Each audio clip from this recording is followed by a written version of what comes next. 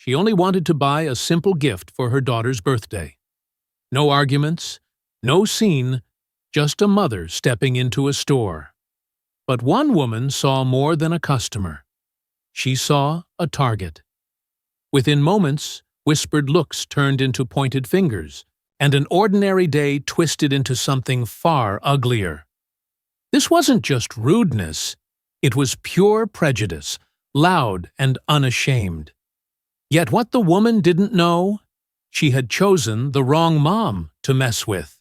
What happens when someone's hate collides with a mother's unshakable strength, and she refuses to stay silent? It was a bright Saturday morning, the kind that promised nothing but peace. Monica, a devoted mom and small business owner, had her weekend perfectly planned: pancakes for breakfast, a quick run to the store, then home to wrap her daughter's birthday gift. Life was busy, but good. She worked hard, built a reputation in her community, and never expected trouble in a simple errand. The store sat just a few blocks from home, a place Monica had visited countless times. Familiar aisles, familiar faces, nothing to worry about. She smiled as she grabbed her purse and keys, humming to herself, thinking only about candles, balloons, and the look on her little girl's face later that evening. But as Monica parked her car, something felt off. A woman near the entrance eyed her, whispered to another, and pointed in her direction. Monica brushed it off. Maybe they were talking about something else. She had no way of knowing those looks weren't random. They were the first spark of something ugly, a quiet storm waiting to break. What Monica didn't see yet was how far one person's hate could go, and how it would turn a routine shopping trip into a moment she'd never forget. Monica stepped inside the store, list in hand, already planning the rest of her day. But within moments, she felt it again, that prickling sensation of being watched. At first, it was subtle. A woman in designer sunglasses, later she'd learn her name was Cheryl, lingered near the entrance, pretending to browse. Another shopper glanced over Monica's shoulder, then whispered something Monica couldn't catch. She tried to ignore it. She moved through the aisles, picking up balloons, wrapping paper, and a sparkly card. But the whispers followed her. Eyes followed her. And then, so did Cheryl. Every aisle Monica turned into, Cheryl appeared, sometimes blocking the way, sometimes glaring, and finally, confronting. "Can I help you?" Monica asked politely, keeping her voice calm. "You don't belong here," Cheryl snapped, loud enough for others to hear. "People like you just come to steal." The words hit Monica like a slap. Heads turned. A cashier froze, unsure what to do. Monica's hands trembled, but she forced herself to stay steady. "I'm just shopping for my daughter's birthday," she said quietly. But Cheryl wasn't done. She stepped closer, voice rising. "You think I don't see what you're doing? I'm calling security. You're not walking out with anything." The accusation was absurd. Monica had been in this store dozens of times, paid every bill, spoken to every cashier by name. But prejudice doesn't need facts. It feeds on assumptions. Security arrived. Not to Cheryl, not to calm things down, but straight to Monica. A uniformed guard approached her, hand already resting on his belt. "Ma'am, we need to check your bag," he said, stern and cold, as if her guilt was already decided. Monica's heart pounded. Shoppers stared. A few even took out their phones, recording. She tried to explain, voice shaking. "I haven't even checked out yet. Look, I only have wrapping paper." But Cheryl interrupted, pointing an accusing finger. "Search? Her. People like that always hide things." The guard's expression hardened. He didn't ask questions. He didn't look at the items in Monica's cart. He just motioned her toward the back of the store. And that's when Monica realized this wasn't about what she was carrying. This was about who she was. Her daughter's gift sat in the cart, forgotten. Her mind raced. Should she argue? Should she walk out? But the guard's grip tightened on her arm as if to say she didn't have a choice. And then Cheryl smiled. That smug, satisfied smile, like she'd won. What neither of them knew?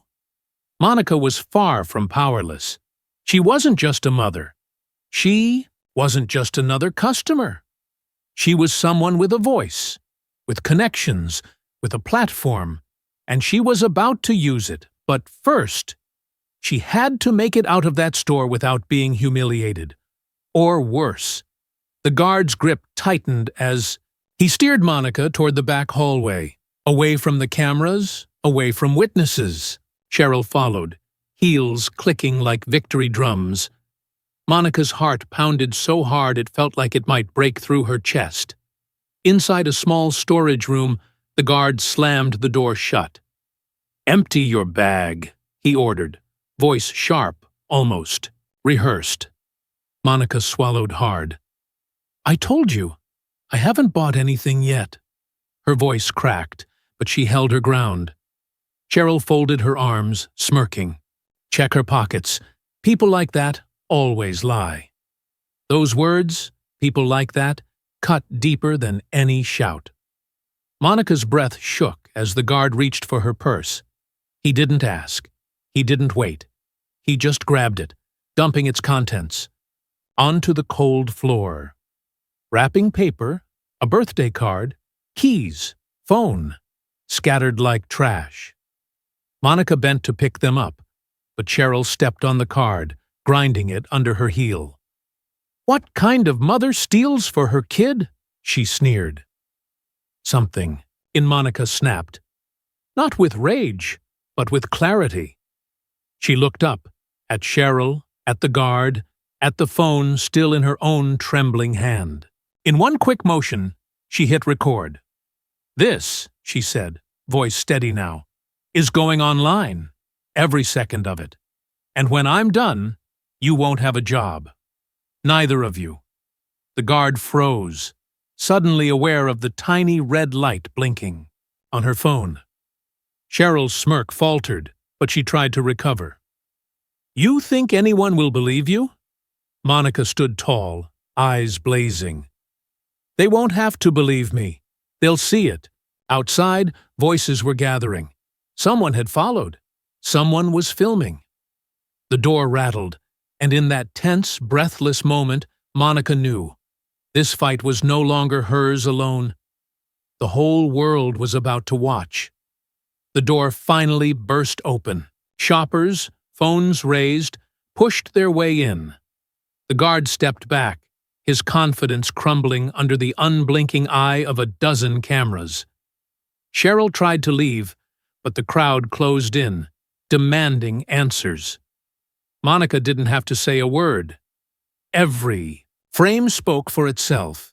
By nightfall, the video was everywhere. Millions watched a mother humiliated for nothing more than the color of her skin. The store issued an apology. The guard was suspended. Cheryl vanished from social media. But for Monica, the damage was deeper than any headline. Yes, she got justice. Yes, people rallied behind her. But the sting of that moment, the feeling of being judged, cornered, stripped of her dignity, didn't disappear with a trending hashtag. It was a reminder of a truth too many live every day. Prejudice isn't hidden in shadows anymore. It stands in broad daylight, loud and proud, until someone dares to shine a light on it. Monica refused to stay silent. She spoke out, not just for herself, but for every parent, every child, every neighbor who has ever been told you don't belong. So the question isn't whether Monica won. The question is, how many more Monicas will it take before this ends? The stories shared on this channel are entirely fictional and created solely for entertainment purposes. We believe in a world where Everyone enjoys equal rights under the law, and where society advances in fairness, progress, and unity. Our goal is to share thought-provoking stories that inspire positive change and meaningful reflection. Any resemblance to actual people, events, or organizations is purely coincidental and unintentional. These stories are not based on real individuals or occurrences and carry no political or religious implications.